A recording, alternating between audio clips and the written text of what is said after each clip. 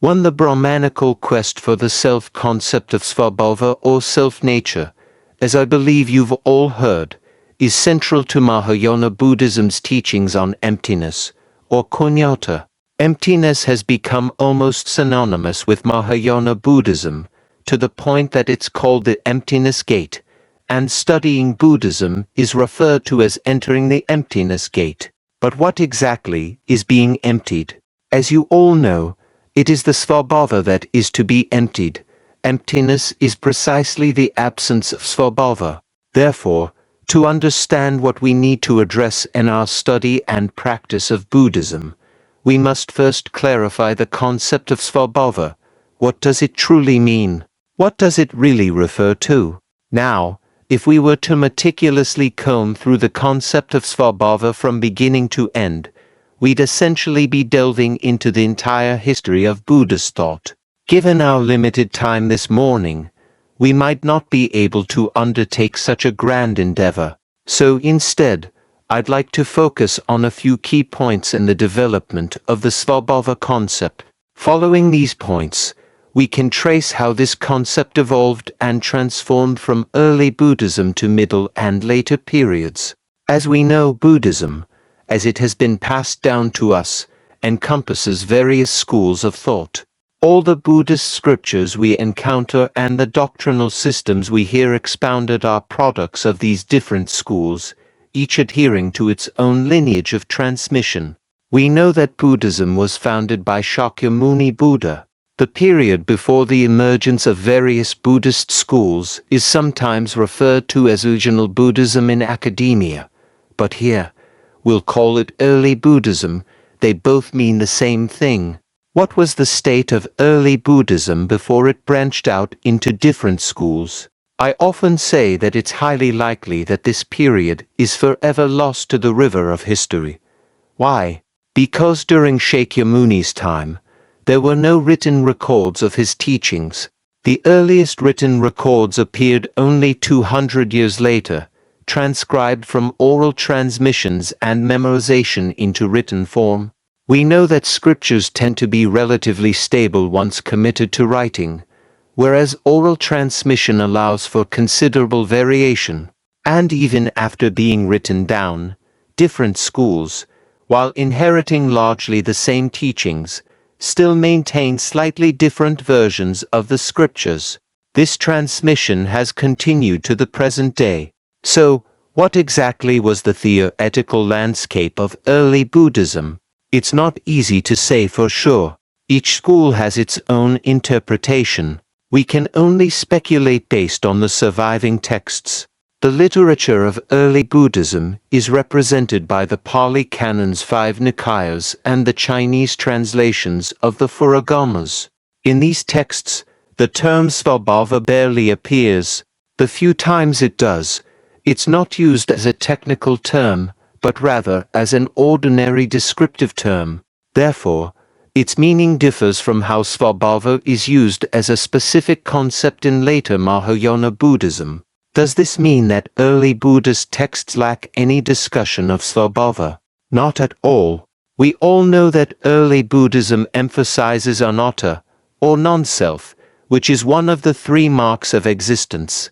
It's generally believed that in early Buddhism, anatta primarily referred to the absence of a permanent and changing self in individuals. The concept of emptiness of the person or emptiness of personal self. Mahayana Buddhism, on the other hand, went a step further, asserting not only the emptiness of the person, but also the emptiness of all phenomena, dharma-nirātmya. We'll discuss later how in Mahayana Buddhism, dharma-nirātmya is referred to as svabhāva, the inherent existence of all dharmas. Conversely, we can say that pudgala-nirātmya is the svabhāva of the person, the inherent existence of the living being, the phenomenon of life. So, by examining early Buddhism's concept of pudgala-nirātmya, and how it refutes the notion of a self, we are essentially tracing the origins of the svabhāva concept in Buddhism. Before delving into the idea of pudgala-nirātmya and the absence of inherent existence in early Buddhism. Let's consider this question. What was the intellectual context that led to the emergence of the concept of anatta? To answer this, we need to briefly outline the philosophical and religious roots of Indian thought. Let's take a look at this chart. Indian civilization can be traced back to the Indus Valley Civilization, now located in Pakistan. Archaeological excavations in the Indus River Valley have unearthed remnants of urban civilization dating back to 3000 BC. However, there is still no definitive evidence to prove a direct link between this early civilization and the Vedic civilization brought by the Aryans, who later migrated into India from the northwest. Therefore, when we speak of the intellectual background and origins of Indian civilization, we generally refer to the Aryan Vedas. The Vedas are a collection of texts, the earliest of which can be traced back to 1500 BC.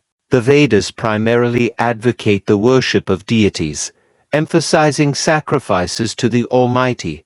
They posit that the meaning of human existence, or the realization of life's goals, lies in seeking external help from gods.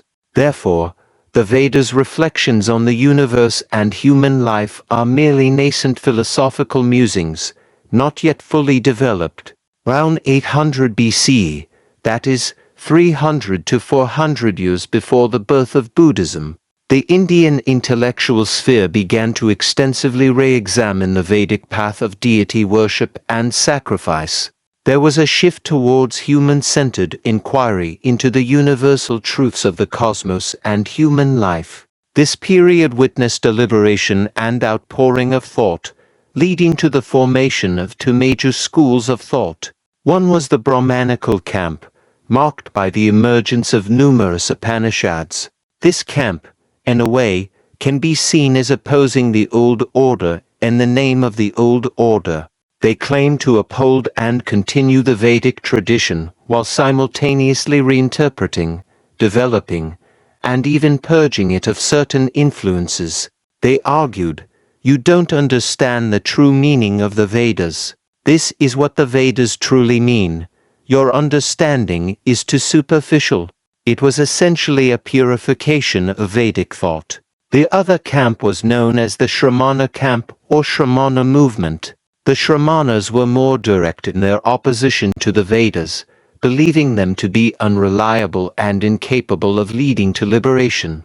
Most Shramana schools outright rejected the Vedas and developed their own philosophical systems. The Shramana movement encompassed numerous schools. Buddhist texts often mention the 6 heretical teachers or 6 schools of thought prevalent at the time, each of which is said to have had 15 sub-schools. Of course, this is an approximation, not a precise count. 6 times 15 equals 90, plus the original 6 teachers, makes 96, hence the term 96 kinds of heretics. This could be considered a period of 100 schools of thought, with Buddhism making it 97. However, it's important to note that all these 96 heretical schools belong to the Shramana tradition. They were not Brahmanas. They did not represent the mainstream ideology. They were the rebels. Among this flourishing Shramana movement, Shakyamuni Buddha's concept of anatta stood out as the most distinct. It directly contradicted the fundamental tenets of Brahmanism, the dominant ideology of the time. Why? Because the self, the very notion that Buddhism's anatta negates, formed the bedrock of Brahmanical beliefs. The word self in Sanskrit is man, meaning self, ego, or soul. According to traditional Indian etymology, the word man originates from the verb rutan, meaning to breathe. It's highly likely that man underwent a semantic shift from breath to life, then from life to body, self, soul, and finally to the ultimate self. As mentioned earlier, during the Brahmanical period, there was a widespread re-evaluation of the Vedic emphasis on reverence and fear of deities. This shift was marked by the emergence of numerous philosophical treatises known as the Upanishads. One well-known Upanishad is the Chandogya Upanishad, which meticulously explores the concept of man in a layered and progressive manner, dividing it into 4 levels. Let's take a look at the first excerpt on page 1. 7.1 That self is untouched by evil, free from old age and death, free from sorrow and hunger. What it desires is truth. What it thinks is truth. This is what should be carefully considered, what should be understood. He who has found and known that self obtains all worlds and all desires. Thus spoke Prajapati. As you can see, Brahmanism places immense importance on this self. Understanding it grants access to the entire world and the fulfillment of all desires. Therefore, both the gods and the asuras, upon hearing this, considered it a crucial secret. They had to send someone to learn this secret from Prajapati. So Indra, the king of the gods, and Virachana, a representative of the asuras, went to become Prajapati's disciples, studying under him for 32 years. We don't have time to go through each verse here, but you can read them later. I'll just summarize the main points. After 32 years, Prajapati asked his 2 disciples what they sought. They replied that they desired that man that could grant them the world and fulfill all their desires. Prajapati said it was simple. He instructed them to fetch a basin of water, dress themselves in fine clothes, and look at their reflections. He asked what they saw. They looked into the water, and said they saw themselves, dressed exactly as they were, every detail identical. On page 2, verse 8.3, Prajapati tells them, this is that self, which is immortal, fearless, and is Brahman. Prajapati meant that the body they saw reflected was that man, the true self. This self was eternal, Brahman, not only the essence of their individual beings, but also the essence of the entire universe. Hearing this, the 2 were overjoyed and departed. However, as they left, Prajapati muttered to himself, these 2 have not understood the true nature of man. If they continue to understand man in this way, they, whether gods or asuras, are bound to perish. I'll omit some details here that are not included in the excerpts. The asura, being simple-minded, returned to the asura realm with this understanding of the Upanishadic teaching. From then on, the asuras believed that this physical body was the true self and sought to preserve it at all costs. That's why in India, when someone lacks faith and doesn't practice spiritual cultivation, it's said that they are truly an asura. Continuing on to verse 9.1, Indra, the king of the gods, was also on his way back, but halfway there, he began to have doubts. He thought, if this body is truly that man, then when the eyes go blind, that man goes blind. When the legs become lame, that man becomes lame. When the body dies, that man dies. What joy is there in finding such an man? He concluded that the material body could not be that man, the true self. It had to be something else. From his reasoning, we can infer that that man should at least be eternal, blissful, free from birth and death, and free from suffering. So, Indra returned to Prajapati. Prajapati said, "Good, you're back. Then continue your studies." And so, Indra studied for another 32 years. After 32 years, he received the second answer. Look at verse 10.1. Prajapati said, "That which wanders about in a dream, that is the self." And he said, "It is immortal, fearless, and is Brahman." This consciousness in a dream, this wandering consciousness, is not bound by the physical body. You can be lying here, but your consciousness can travel throughout the universe. This is the self. Indra initially thought this made sense and departed, but later, he began to have doubts again. Why? Because although the dream consciousness is not bound by material constraints, it still experiences suffering. You still have nightmares. In dreams, you can be killed, threatened, and still experience pain.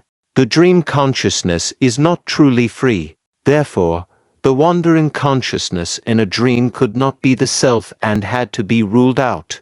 As you all know, Indra had to study for another 32 years, right? After 32 years, he received the third answer. 11.1 Prajapati said, when a person falls asleep, serene and at ease, unaware of any dreams, that is the self. Dreamless sleep, a state of complete unawareness. There is neither materiality nor mental activity, yet life has not ended. You are not dead. During this state, there must be something that sustains the continuity of life, something pure and untouched by both material and mental constraints. This is that man, the true self. Surely, this must be it. Indra pondered, but still felt something was amiss. This self, this subject in dreamless sleep, is utterly unconscious and unknowing. It knows neither itself nor anything else. As verse 11.2 states, it has fallen into annihilation. Such an inert and lifeless thing could not possibly be the self. The self must be clear, luminous, and capable of observation. So, Indra went back to Prajapati and continued his inquiry. This time, fortunately, he only had to stay for 5 years before finally receiving the ultimate answer, the true nature of the self.